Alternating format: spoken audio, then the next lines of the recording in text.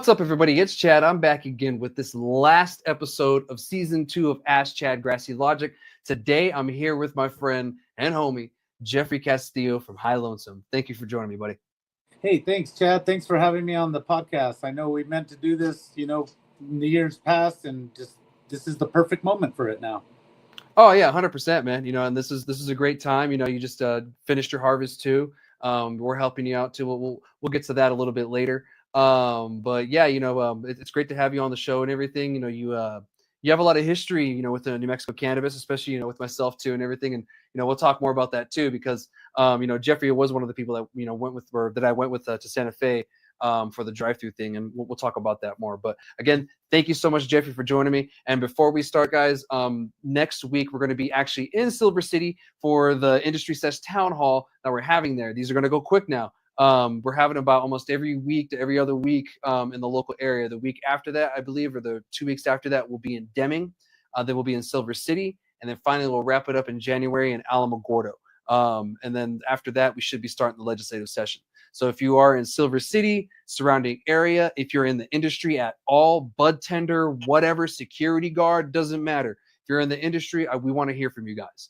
It's very beneficial and it's very important that you do it. Jeffery does a really great job of trying to show up to things whenever he can, shows up in knee pads and everything, full work gear. He shows up whenever he can. So, I appreciate that. But, if you guys can show up to this town hall, it's great. It's for you. This is your industry and we need to tell the legislators what we want, because if not, the big MSOs are going to do it. And we're not going to like that. So let's get on with the episode and everything. Jeffery, thank you so much for being on the show with me today, man. For those of you who don't know who you are or what you're about, do you mind just doing a quick intro? Yeah, no problem. Yes, my name is Jeffery Castillo.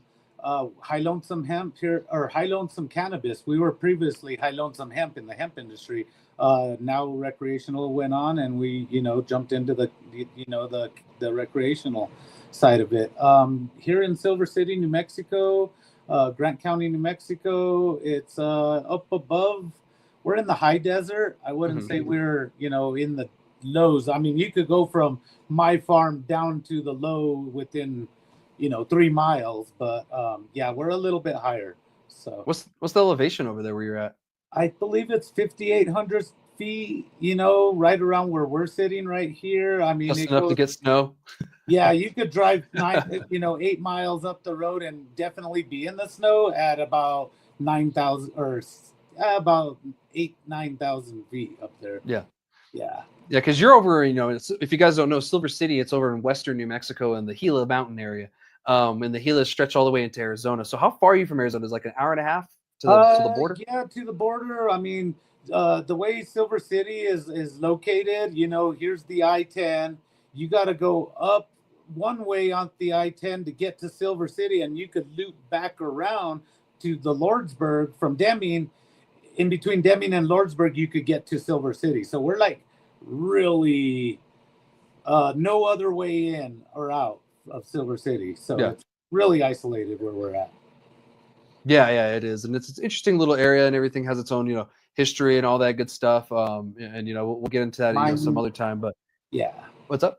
No, I was going to say mining town is what it pretty much was. Hence the name Silver City. Copper, gold, silver, all, just old mining town history here. Hence the name, right?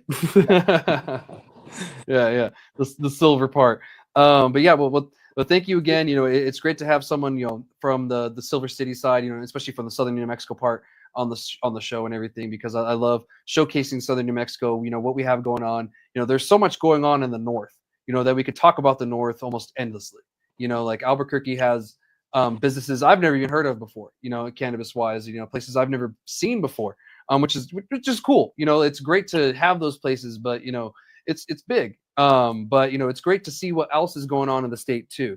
Like not just Sunland Park and Albuquerque, because we know those are the two meccas of the state right now, or is the Sunland Park and Albuquerque.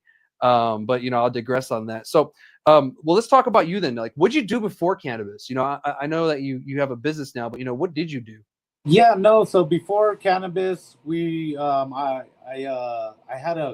still have my construction license. So I specialize in tile work. shower stalls, floors, mainly shower stalls, guaranteeing your shower is going to, have a lifetime warranty as long as I live, right? Um, but yeah, no, we're still doing tile. I just got off a tile job right now just to come back over after grouting some epoxy grout on a backsplash to come to do the podcast. So yeah, we haven't quit our day job. Let's put it that way.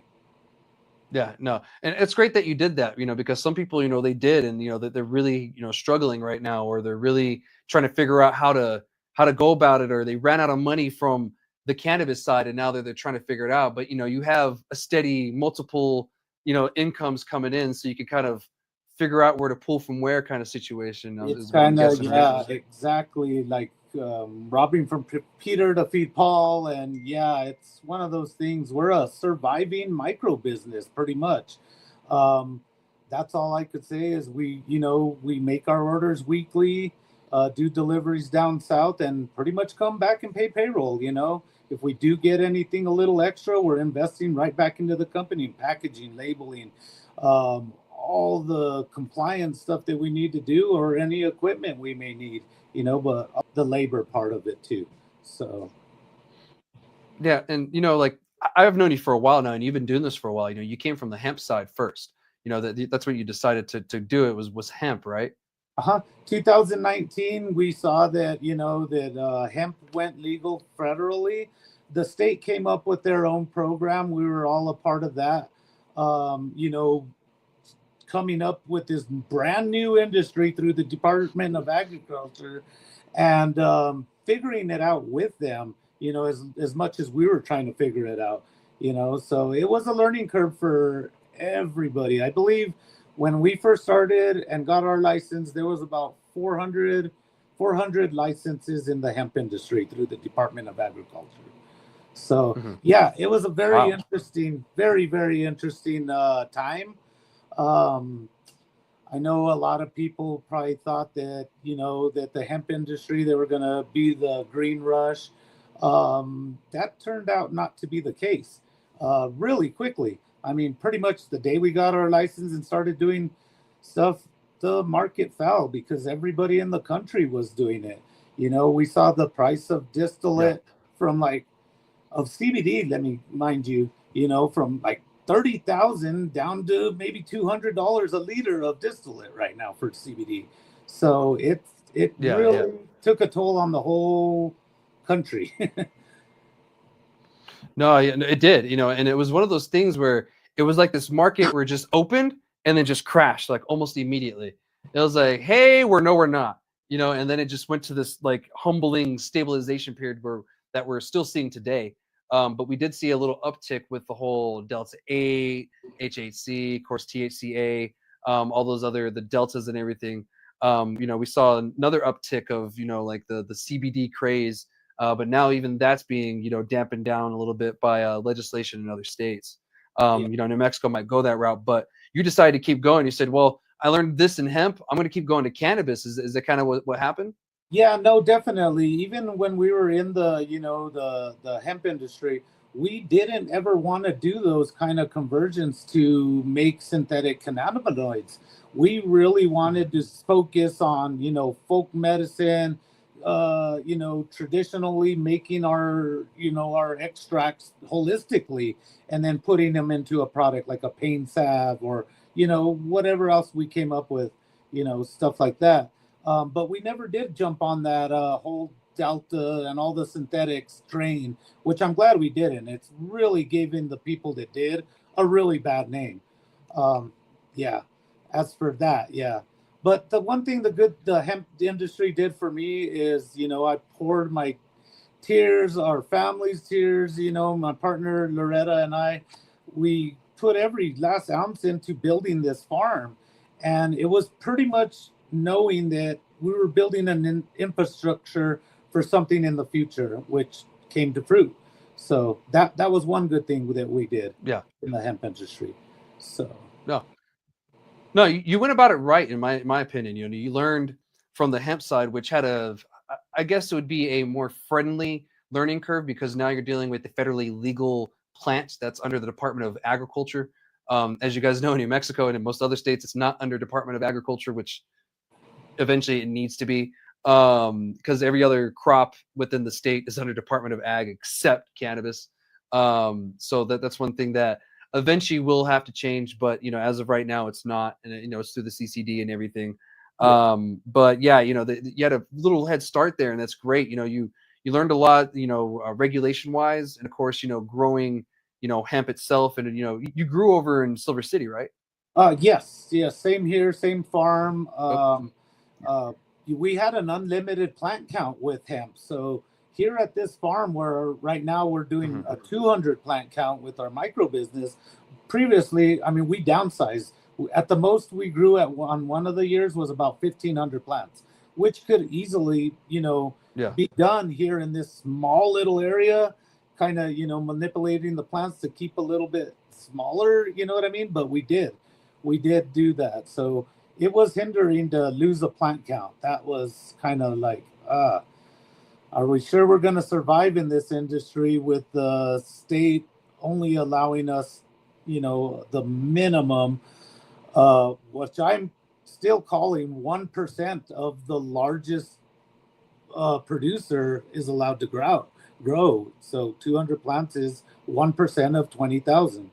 So yeah, it was kind of hard to go down some plant sites, but it gave us a little bit more quality control, with tending to individual plants better than more, So it was a definitely a curve in our original plan. Oh yeah, and you guys have done a really good job going about that. You're really active in the community and everything. You're at the freaking the farmers market just about every month. And during the summer, you had clones going and everything. I thought that was great. You bring your hemp products down so you can show those off because that's legal. It's not the cannabis product side. So you still have both fields you can play, and a lot of people still look for hemp these days, surprisingly. And it's kind of more leaning towards people I've seen, they want CBD like a 1-to-1 kind of situation. I've been seeing more people, kind of leaning into more of the full spec cannabis plant, especially, not going just, it has 1,000,000% THC and 0.0000001% CBD. They want it a little more balanced, and we're finding that, these mixtures and combinations are a little more beneficial than just going straight THC, and even with the terpenes and the different sulfurs and sulfates and all that stuff that's in there, and all the other stuff that makes cannabis good that we're still exploring and discovering, because this whole Tropicana sulfur thing, just kind of really kicked off this past year. What we're finding about the terpene that we thought was like more the limonene and the sweets, it's more of these other things, so I'm curious to see where that goes with it. No, yeah, the other compounds in the or from the sulfurs that make that terpene. Yeah, you're right. Yeah, 100%, dude. And I was gonna say real quick, that we do, we still go out there with our, our hemp products, and we do get a lot of people still wanting that CBD, and like you said, the 1-to-1s, or if we just have just a hemp, I'm telling them, go ahead and mix some of this, CBD flower with your recreational flower, and now you got a 1-to-1, stuff like that. Things that we could, foreseeably control, as opposed to, trying to create a strain for that, which we've done, and we've had a couple of cultivars like that. So, there is a big market for CBD still. What we've learned in doing those markets with the public is a lot of education, helping others, understand and get rid of their stigmas, and just education on our part too. And we had to learn what to tell these people, so it was a really good thing to do with the CBD. So now translating it into, and to be honest, I haven't really had it. No, go ahead. Right. I haven't heard anybody really, make any complaints about, the plants there, which I thought was great for killing stigma, and for education. I've got a plant there. I remember walking downtown with it. I was like, this is cool as shit. This is real freedom right here. I'm walking around with a weed plant, and it's no different than walking around with like, a house plant, a tomato plant. It's just a plant. It's not going to reach out. It's not going to get you. It's not going to like I'm going to brush against you and all of a sudden you're addicted to heroin or something. It's just a plant. And, that was the beauty of it is, you get to show people, look, it's just a plant. And, with this plant, you can do all kinds of things with it. You don't have to smoke it. You don't have to ingest it. I know some people, very rare, some people want to just grow it in their house as a decorative, or, it looks really pretty when it flowers out, Yeah, see, if you want to just have a little decorative plant, you can just grow a little one in your house if you want to. And some people actually do. And I've seen people, use it as a centerpiece, and I've done it myself too. It's like, here's a couple plants for a centerpiece. That's a really cool thing that we get to do on those markets, is because we got our plant nursery license. So we're every summer growing season for the public, we do about 600 to 800 plants for the people to be able to grow their own. I mean, where else are they going to get their genetics? And they're known, they're clean. They're some of the the best plants that I've seen compared to other people's plants that they're putting out there. So we try to, I mean, what I love about it most, at the end of the season, everybody's texting me the pictures of their plants they grew, and that just brings so much joy, to be like, yeah, you don't have to pay for your medicine, guys. This is something the state allows, so yeah, we take really good pride in doing that for our patients. Yeah, because there's other states where you either can't grow, or they're very restrictive about it, or you better not be able to see it from anywhere because little Johnny will get addicted just by seeing it. Oh, and little Johnny has no clue what it looks like, in the first place. So like, how do they even know until you point it out to them? Which, I mean, to be honest, kids should be getting educated on cannabis as is. We shouldn't be keeping it from them like it's the boogeyman. Just like daddy has a beer every now and then, sometimes daddy has a doobie or has a marijuana plant in the backyard. It really shouldn't be seen as something bad. Kids need to be taught, certain things. You don't touch this, blah, blah, blah. This is why, la, la, la. Educate them. Don't lie to them. A boogeyman's going to come out from that plant and kill you. That's not really that effective, 100%. I know you've probably seen my son, Crucito. He's, 7 years old now, but, he's been around when we were doing the hemp industry, you know what I mean? So back then, there was no prohibition of the plant. And I think that's one really big thing I think we need to try to see if we could get our legislation to change, is maybe allowing, for the farmers to have their generational farming practices and generational growers, coming up and learning this plant. I know my son probably knows more about this plant than definitely any other 7-year-old, but most probably even 21-year-olds, tell you the truth. He knows the difference between CBD and THC. When he sees that THC logo on it, oh, Papa, I can't have this one. But the CBD one, maybe, if he's, not feeling good or, having a little bit of trouble sleeping, give him a little bit of CBD. And I'm talking like about 2 milligram CBD piece of edible or whatever, So educating our children, and while they're young, instead of hiding it from them, is going to be our number one tool for stopping the stigma. Our future is our future. I mean, our kids are our future. So now it's a form of harm reduction. It's a form of harm reduction too. The more that you know and you're educated about something, the less likely you're about to you'll do something stupid with it. Don't get me wrong, we're all young once, we do stupid things, but your chances of being careless with it are less likely. You're less likely to be just ignorantly careless with it. You'll know wrong, the good, et cetera, this and that. But I agree that the legislature should allow the farmers to have this generational thing going on. Like, I wanted to mention this the other day. Shannon Sharp and Sterling Sharp, they're both NFL tight ends. I know Shannon Sharp's in the Hall of Fame. I'm not sure about Sterling. I think he got inducted a couple years ago, or he should really. But I know Shannon played for the Denver Broncos, of course. They actually grew up on a farm, and it was a tobacco farm.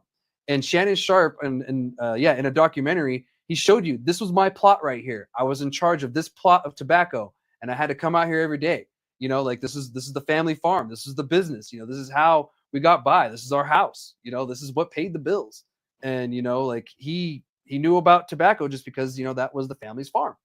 And I see no difference when it comes to cannabis. You know, you had, you know, Shannon Sharp and Sterling Sharp growing up, you know, very famous NFL tight ends. They grew up picking tobacco, you know, like, you know, it wasn't like they were sitting there rolling it, smoking it, you know, like it was just they used to make money. It was nothing else to them. And that's how some of these kids might see it. You know, it's just a way of life, you know. It's a generational thing. And like these kids shouldn't have to figure it out when they're 21, you know, when they had, you know, so many years to actually have their father, an uncle, you know, a friend's father, or, you know, whoever figure to show him and his friends, whatever, you know, Yeah. because these are generational things. So I agree, you know, they should be allowed to do that. You know, it's not like the kids are out there. And to be honest, no one is chopping a branch off and then putting it in a joint and smoking it. Like, let's be honest, that's not There's even a going to smoke. process. Yeah. There's a process. There's a before you get- process to it. Yeah. Yeah, exactly. You know, like it's not like the kid's gonna grab it and just like start gnawing on the freaking branches or something like that. That doesn't happen either. That sounds And like a bad time. And if they did, I would not hurt them. You know what I mean? No, it wouldn't. It doesn't taste good. I'll tell you that At much. It's that not a fun point. time. Yeah. Yeah, yeah. I'm not a fan of eating raw bud. I've tried it before. I'm not a fan. It's not salad. You know, I It's mean, not a it could salad be a item. thing. I mean, we start sauteing some, you know, OG Kush with some Primera and making a little omelet out of it. I don't know. Maybe mix it with something. Yeah, I try to eat it like it was an apple, dude. Just like, I was like, ah! I could do that with onions, but yeah. Yeah, exactly. So, but yeah, anyway, I mean, you just don't see that happening. You know, it's not a thing. But like you said, there's a whole process to it. But yeah, the kids really shouldn't be banned and barred from learning about cannabis, the process, because this is what their parents do. You know, like why should you have to hide what you do as an occupation? It's not like you're military intelligence like I was, and even then, I was still able to tell my family what I was doing, just not everything. You know, like it's a little ridiculous. So yeah, you know, that's something I need to change. Should they be around people smoking? Of course not. But you know, No. should they be allowed to be around a plant? Yeah, why not? You know, the plant isn't like it's gonna smoke itself, you know. It's not gonna grab anybody, it's not gonna sit there and choke your child, you know, like it's just a plant. Yeah. But anyway, I digress on that. Well, let's get back to the high lonesome thing and everything about you guys. Where did that name come from? You know, that's one thing that I've always wanted to ask you about. Is, you know, where's the name hail from? Okay, now this might go back a couple decades though. So, Okay. no, you know, as a kid, I was, you know, a smoker. You know, I had friends influence me, and you know, siblings, older step siblings that influenced me into smoking, and you know, that was a part of my thing in middle school. I mean, I wasn't probably the best grade student, and I guarantee you I wasn't. But you know, I was smoking a joint. I would walk up, you know, where the farm is, where the house is, where my dad lives. Yeah. I would walk up the street, and up there is where the bus would pick me up. You know, so I usually had a, you know, nuts and bolts bowl in my pocket, and I was smoking, waiting for the bus to come and pick me up for school, and I'd be just sitting there looking at the street sign. The street sign is High Lonesome Road. So I'm just sitting there, sitting on a rock, getting high before school, and probably not good for anybody to do, just by the way. But that's what I did when I was a kid. Yeah, I would just sit there and say, hey, I'm getting high by my lonesome. So that kind of stuck, you know. So before even the farm, or even before I had my dad's permission to do even the hemp, I had an Instagram page, and I called it High Lonesome Green Thumbs. I was just mainly showing my personal production, because we were legal to do our personal production, and I had a really nice indoor room. From what I saw from other people, had all around the country, because I didn't invite any friends to this new page from my contacts or anything. I didn't want nobody to see my personal grow, you know what I mean? So I was just picking people from in the industry on Instagram. So all these followers and people that I followed was nothing but cannabis industry, but I called it High Lonesome Green Thumbs. You know, then 2019, 18 rolled through, and 19, we decided let's, you know, start a hemp business, and I called it High Lonesome. I asked my dad permission if we could use a little spot of his land, which he agreed to, and now I'm paying rent for, rightfully. I mean, I was going to do it somewhere else, right? So yeah, dad gets a little bit of cut, Keep the and money in the family. keep the money in the family. Exactly. I got to keep our places separate, but yeah, that's where High Lonesome came from. We started our hemp on Dad's farm on High Lonesome Road. So what other name to come up with? I wasn't gonna call it Jeff's Joints, where it's at, something. Jeff's Joints. Yeah, No, I love the name. I've actually always been curious because I know the road. The High Lonesome. I was like, oh, that's nifty. I guess it's named after that, but I didn't know the specific like reason, the yeah, story. High on my lonesome. That's really cool, and that's one thing that I really love to highlight. With the businesses are these little cool stories, these niche things that people don't really hear about. And like they just see a business, but a lot of thought goes into creating a business when you care about it. yeah. Like just the naming convention, the colors, the logo, like all of it, everything goes into it. There's so much meaning into it that I just love to hear these stories and everything. So I appreciate you sharing that. I got this cool story. I mean, I get this asked the time, but they're like, "Oh man, did they name the street after you?" I'm like, "No, no, no. It was here first." So, All the way around. yeah, yeah. No, I've had that from some people also, but That's yeah. dope, man. Yeah. And So so what do you have planned these days for the farm? yeah, no. So okay, and another interesting story, real quick, while I'm still on High Lonesome Hemp. Oh, yeah, sorry, go So ahead. yeah, no, my partners, it's me and my life partner Loretta, and another partner of mine was my neighbor for years. I actually got him, went with him to get married in Vegas. Shit, 15, maybe 19 years ago. But his name is Ryan Sires with Propagation Solutions. So me and Ryan, we actually started High Solid guy. Lonesome. Yeah, solid guy. We Yeah. started High Lonesome Hemp, grassroots, just boots to the ground, building beds, building PVC hoops, which we're still operating under. Yeah. Bringing in our infrastructure. We built that farm. Once we got our license, we're like, okay, we got, it's going to be uh, June here soon. We need to start building our farm if we're going to plant anything this year. I mean, within 30 days, I shit you not, we had the Conex boxes rolled in, the fencing all the way around, which didn't have the obscure netting on it like we were mandated to do through the new CRA, but we had a fence around it. We had the hoops built only to a certain size, smaller size, raised beds, and we planted. I ran up one day a round trip all the way up to oh dang, it's by Durango. I can't think of the name right now. Up in Colorado, and I went and I got 1,000 plants and a horse trailer that my dad let me borrow, and I bring them back, and we got that from getting our license to building the farm, half-assing it, getting the plant situated. Within 30 days, we got all that done in that amount of time, which was really cool. So we ran High Lonesome Hemp for a couple years. It wasn't showing promise. Ryan went on and do big and better things. He likes to build and do all his irrigation stuff that he's doing now with Propagation Solutions, working at some of the biggest facilities that I know in the country. Do some other cool stuff too. Yeah, I won't be at liberty to mention it. Yeah, yeah. But yeah, no, me and Ryan actually started High Lonesome Hemp. So that was I'll finish off with High Lonesome Hemp. So, That's dope, man. I didn't know that he was a part of it, but that's great to hear. Yeah, he does great, with all the piping and everything like that. I see it on the propagation stuff on his Instagram. Yeah, he's still doing some other cool stuff too.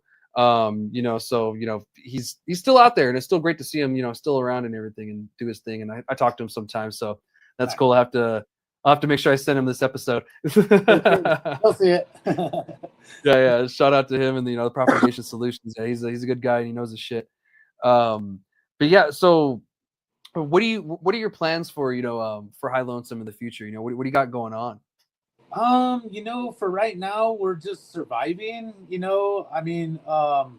Pretty much any growth at this point for High Lonesome is kind of at a standstill financially wise. I do not have any investors. It's just been me and my partner Loretta just putting all our time, whatever resources we have into this farm. So we're just trying to stay afloat at the moment. Yeah. I do see, potential growth in the future if things work out great. We're just a producer, manufacturer, micro business, by the way. I didn't know if I mentioned that earlier, not retail. So, retail, I don't really think I'll go that route anytime soon. We got a pretty good network with some of the accounts that we got with some of our retailers right now. So wholesale isn't the most promising game in this industry, but the farm is paying for itself. We're doing great. People know us. They love our product. We're just trying to keep it afloat for right now, pretty much. That's Yeah. what we. Yeah, you guys are doing great. I do see your products in quite a few places. I'll see the gorditas.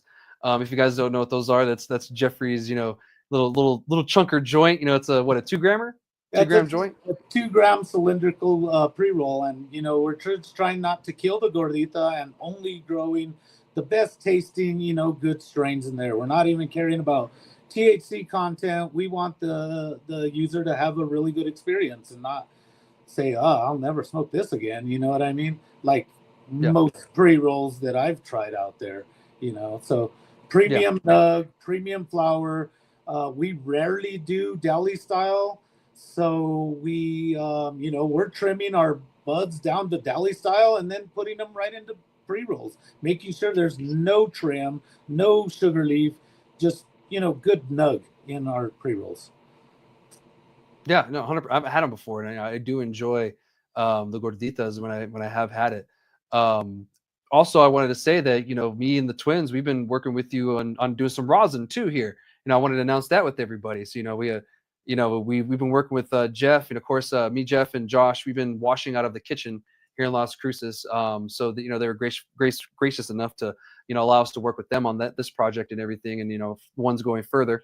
And we used some of Jeff's flower and went over there. He does you do light dep and all that, and went over there at the farm, trimmed him down, bucked him down, and then he's been bringing us some, and we've been washing for him. So keep a look on some High Lonesome rosin here coming out soon. Done by the Res Dogs. So should be a good time. It's really tasty. Without you guys, Res Dogs, I think your service is really cool because you guys come down to the farm and you know what you're looking for. You guys are triking things, you're smelling things, you're touching things, you're finding the right candidate for your wash. So we really do appreciate you guys 100%. Yeah, we appreciate the plants, dude. You did an amazing job growing this year. It doesn't look like other outdoor grows that you usually see in the state, which is great. The terpene profiles on these are just phenomenal, especially once the rosin's out. That Pop Star, oh my God. that's my favorite one so far. That Pop Star is really yummy. Pop Star was the favorite too, yeah, for sure. Yeah. There'll be I'm others, sure like most people. Others. Yeah. Yeah. The Gasper coming out, all that, really great cultivars that you had there, and it's going to be a really good lineup. So look out for that here coming, in the winter, fall, the late fall, your early winter. So yeah, I wanted to talk about that. That's one thing you got going on. But one day, are you looking to maybe expand, your grow, maybe get some more plants in there and do anything like that? That's one thing that we're really trying to fight for in the legislation again is the plant count for micro businesses. I think the state did a really disservice to the micro businesses when the promise was there. In the original CRA when it first got legalized, there were not plant counts for the bigger producers. There were only plant counts for the micro producers. The plant counts for the bigger producers, those went through rules and regs through the department, the CCD. Originally, I believe it was going to be, probably at the highest tier was only what, 10,000 plants, or was Mhm. it 8,000 plants? I think it was 8,000. It got bumped up to 16, but you could apply for another whatever bit more, something Yeah, they like kept bumping it up until eventually they got to 20,000. Is what exactly. it was. People kept complaining, I need more, I need more, I need more. But what a lot of them did is they just brought in a legal product from out of state and said they had 10,000 plants, you know? That too, and I believe that the over plant count allowed for the biggers is oversaturating the market. I mean, the more they could grow, the cheaper they could sell it. They have to sell it. If it's sitting there, they're going to sell it for $200 a pound, which is driving the wholesale market really down for us, micro farmers and smaller tier other than the highest plant count. So Yeah. that really did. I know it it may have helped the consumer, but as for us farmers, I mean, we're selling a tomato for the price of what you buy it. It's hard. It's really Yeah. hard. So No, I and go ahead. oh, we'll get on another story that's similar to Okay. that later on in the episode, and I'm sure you can chime in a bunch on that. It's pretty much protesting against, corporate cannabis through, a micro business here in New Mexico. We'll talk about that because I really want to hear your side of it. I just don't want to spoil it for anybody. And just Yeah, yet, I was like, ooh, keep that good juicy one for this other conversation because that's going to be good. you bet. But yeah, I do say this all the time though. They shouldn't be screwing the farmer. The farmer gets screwed in pretty much every industry. It's like the lowest of the totem pole, but without the farmer, we wouldn't have any of these products at all whatsoever. And I get it, the consumer wants the cheapest whatever, blah blah blah, but let's be honest, a lot of people, they inflate it way too much and they're inflating it more than what they need to. And that's the unfortunate part because they can charge whatever they want. There's no, the government doesn't tell you what you have to charge it for. It's up to you, and it's really up to the consumer too. But it gets to a point where the consumer has no say because there's so much of a monopoly, or it's so much of a strong, corporate stronghold of that they have no say, they have no choice. And that's something that we need to ensure we don't do in New Mexico. Is we don't force people to go to them because it's the only one, or they have 30,000 plants and they can, have dollar gram days, which it's going to be probably a terrible product, guys, because once you start growing a lot of plants, it's really, really hard to keep up that quality. And Jeffrey, I'm sure you know yourself too. 100. Growing the amount of plants that you grow, it's already just as hard Yeah. to keep up the quality that you do, which you're doing. But it's not easy. Hmm. Yeah, no, 100%. Yeah, the quality goes down in these big Walmart grows, and they're just all about the numbers, and we're more about the quality. We want our patients to have the right medicine. We don't want to give them Walmart weed. We care for our patients. So Yeah, and that's good to hear. And maybe with testing becoming more strict, we'll see less Walmart weed because it does become problematic with other issues and stuff too. And I don't mean just like quality in the sense of it's just a bad product. I mean like moldy product, pest and ridden product kind of thing. That's really what I mean when I say that. It's not just an inferior product. It's a product that you should just not be smoking some of the times. And I'm not saying all of them do this, whatever, but it's just a lot of times you run into that issue with the larger grows. It's just really hard to keep that quality up. Some places have done it. It's just really expensive. The places that have the money, it's easier for them to keep up that quality with all those plants. But a lot of them don't, or they don't care. The money goes somewhere else. So there are a lot of those places, and we saw that on the medical side, unfortunately. And they only started out with 99 plants, and then went up to 450, and then et cetera, got all the way up to like 1800 or something like that. So yeah, but I appreciate you sharing those with me and everything. And before we move on to the next topic, and everything, I want to talk about the legislature thing, because if some of you don't know, Jeffrey was actually the guy that took me up to Santa Fe with him during the drive-through thing. That whole fiasco. We went up there. We had to save the drive-through thing, and try to convince some people that drive-throughs do have a place in New Mexico's cannabis industry, and it was people from the industry talking to the legislators. And Jeffrey, you were a part of that. I really appreciate it. But it's great to have you on the podcast so we can actually talk about this finally, you know, in a podcast environment, about the whole thing. So, you know, I mean, yeah, first off, you know, thank you for going, and thank you for, you know, bringing me with you on that trip and everything. I'm glad we went. No, yeah, and I want to thank you too, Chad, because that was my first time in the Roundhouse. I've never been on in the Roundhouse. I mean, all the legislative stuff work that we've done before was all online, you know, and Yeah. it was during COVID times. So I don't even know if the Roundhouse was open at that time. But yeah, that was the very first time I've been to the Roundhouse. Awesome experience. You took me around to every office that we thought that we needed to talk to. Ran into Senator Hamblin. That was a funny story. You've told that before. I see you seen Senator Hamlin. Oh no, I just seen me and Doug Dalton were walking behind you, following you, and we just see Chad running down the hallway. And he's running. Senator Hamlin, Senator Hamlin.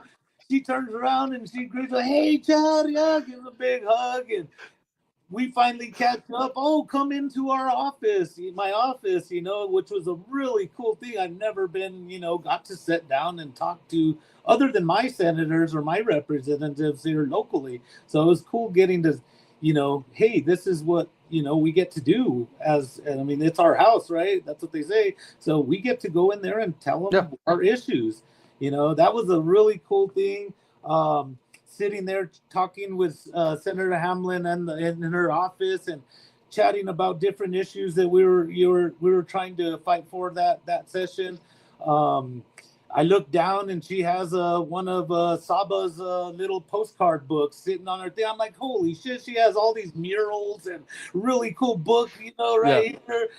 Yeah, no, she was the awesomest. The most coolest part was when she took us down that secret elevator down to the freaking the chamber floor. That was amazing.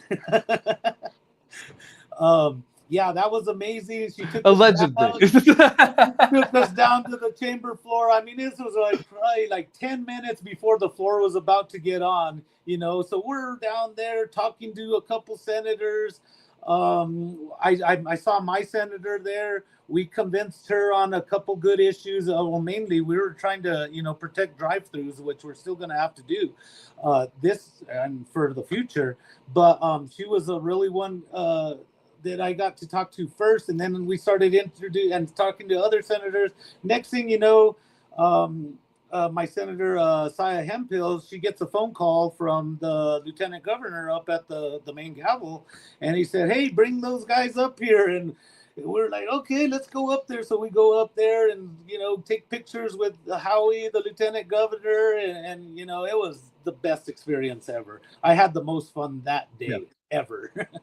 Yeah. To be honest, that was one of the funnest times I've had at the legislature too. That we had cannabis days back in the day. Those were always fun, but like this was fun on an operational level. We were on like a mission to save, some part of the industry that would be without the drive-throughs, it just wouldn't be the New Mexico industry, because that kind of set us apart from a lot of other places. Not a lot of places did that at the time when we implemented it. Now a lot of places have it, and it's great. Don't get me wrong. We actually started this during the medical days, but it was very, very minimal, and it was at the very end before we went adult use. So this is actually something from the medical days that kind of moved over into the rec days, and now you just see it all over, and I love it. But yeah, it was great to get on the floor, and this is actually where we actually got to hear representatives tell us that, hey, we want you guys here. We need more of you here. Tell you guys to come here and tell us what you want and how this should be working.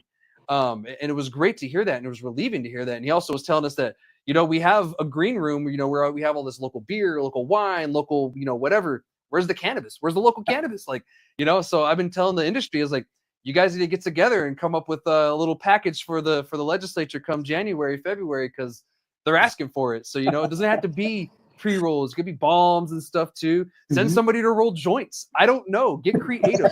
It's legal now. And the legislature wants it to be normalized. And that's one thing. They gave us that right. The people that are, we're going to go talk to, they're the ones who voted for this. So you shouldn't be afraid to talk to them about this. And you shouldn't be afraid to, have them share a joint with you, because it's legal. They're allowed to smoke too, So that was really, go ahead. Yeah, I was gonna say, in all the committees that I've been to online and meetings I've seen, the roundhouse is pretty freaking boring. But when the cannabis issue comes up, oh my God, the senators are laughing, they're making jokes. You know what I mean?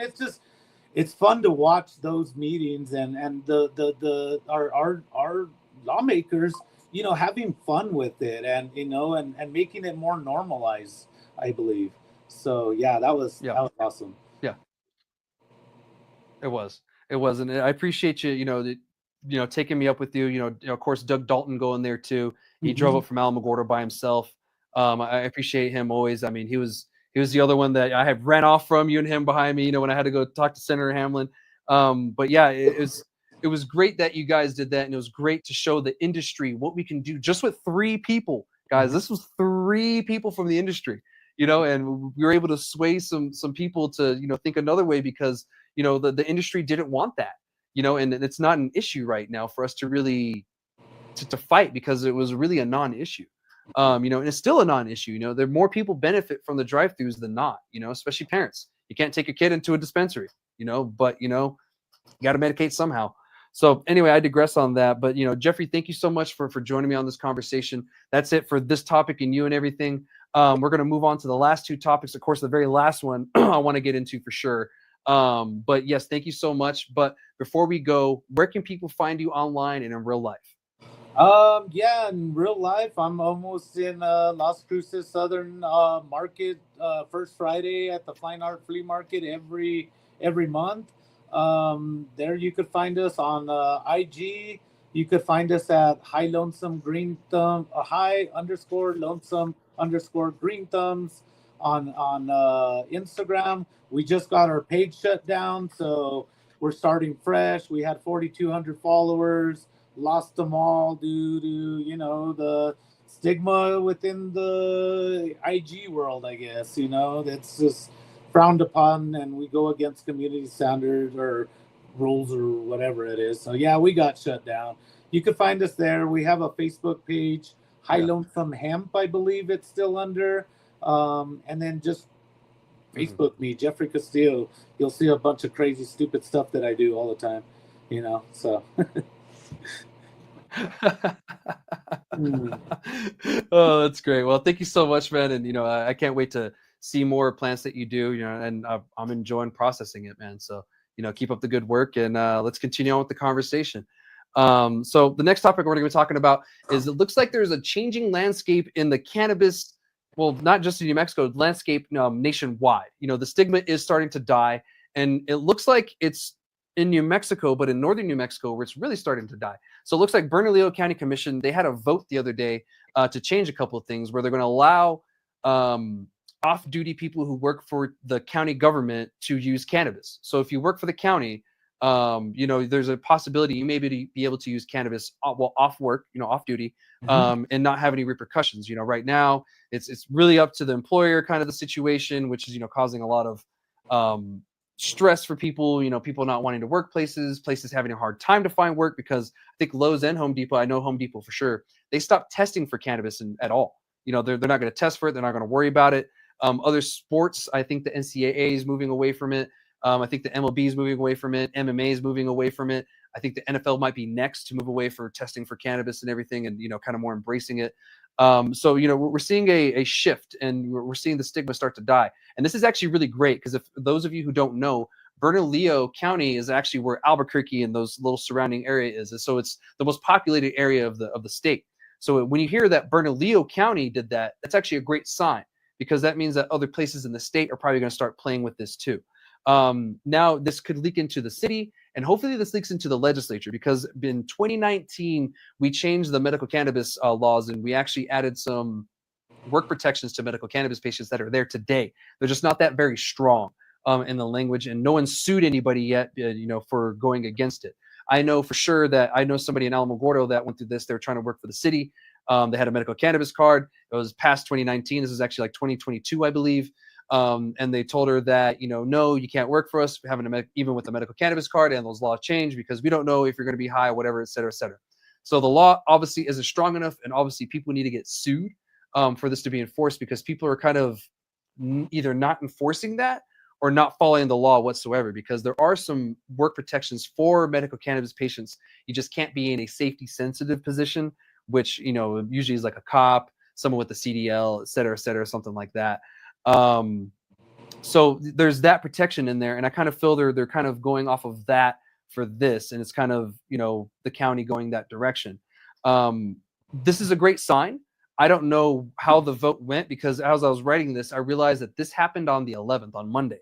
It's Wednesday now at the time of recording this. It's going to come out on Thursday, the episode. So it'd been a few days since it happened, and I'm not too sure how the vote went. So I'll keep you all updated on that on my socials, because obviously this is the last episode of the season. So I can't keep you guys updated on this story past today on the podcast, but it'll be on my socials. If anything, I can post it to a shorts on YouTube. I've been trying to do that here and there. I kind of suck at it right now, but I'm trying to get better at it.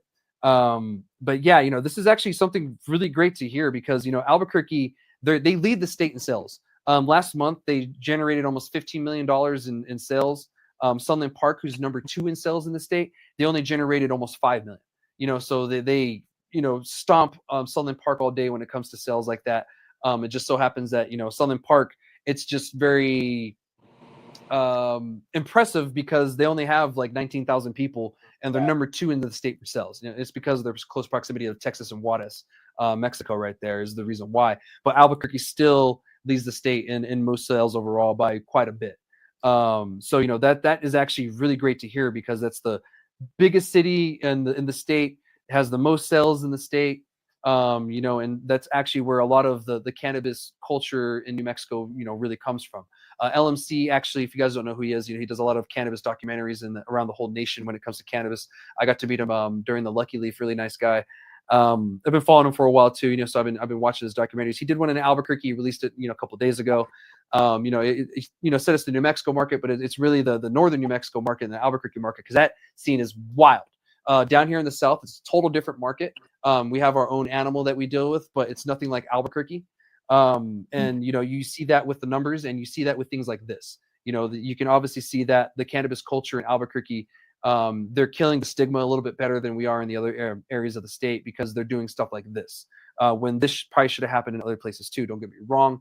Las Cruces, we have our own claim to fame in pride. You know, we allowed the consumption lounges first. We allowed 24-hour sales. You know, we allow a bunch of other things that other places around the state don't allow. But this right here is actually huge. And I feel that Las Cruces will be the next one to do something like this, if not Santa Fe. That's usually how it goes, because we're the second largest city. We usually follow in the steps of what Albuquerque does when something like this. Because a few years ago, Albuquerque banned plastic bags, and oh and behold, we did the same thing a few years later. You know, so now we don't have any plastic bags in Las Cruces if you go to Walmart.